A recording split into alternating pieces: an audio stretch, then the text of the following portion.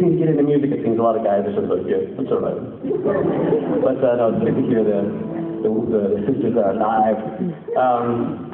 Woman power. With that in mind, this tune here is actually written a long time ago by a Canadian folk singer by the name of Stephen Fearing, a hero of mine, he's a great lyricist.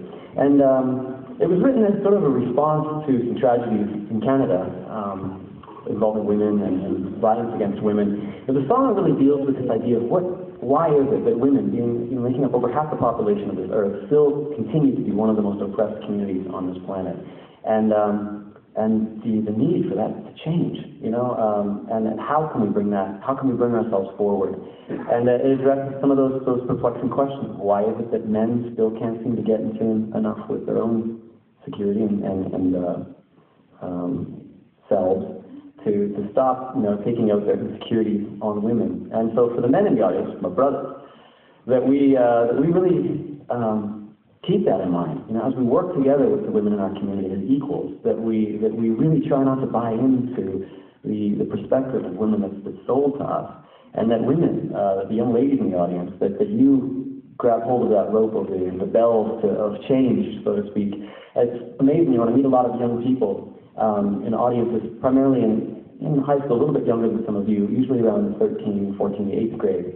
And I ask them, what do you want to be when you finish school? And a lot of them sort of just feel like this and don't know.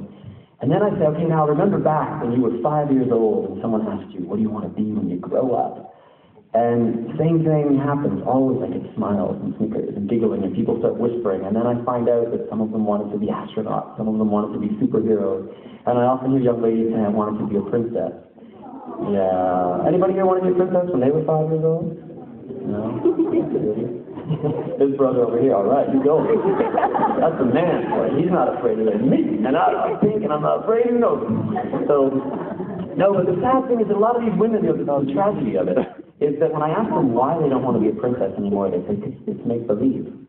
And that's exactly my point. A lot of young women, when they're young and they think about being a princess, why is it? Is it because they just wear crowns and nice dresses? No, what does a princess represent? It's somebody who's in a role of leadership, somebody who commands and deserves respect, somebody who speaks for a people, somebody who's strong, who stands up for herself. The story of Cinderella is a great example of a woman who's hard done by, who's treated like garbage, who's nicknamed after the ashes in the fireplace. But really, she's a princess, and it takes that slipper to reveal her true identity in the face of that oppression from her evil stepsisters. So being a princess is not just a fictional story, it's this mentality of believing in themselves.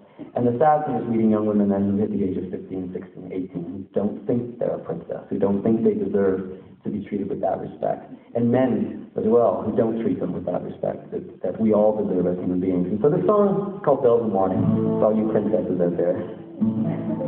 The male ones and the female ones.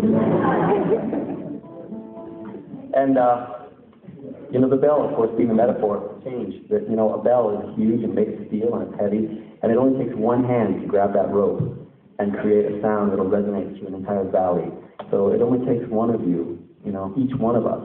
Imagine each one of us grabs that rope of change. How those bells will change the way we all hear the valley.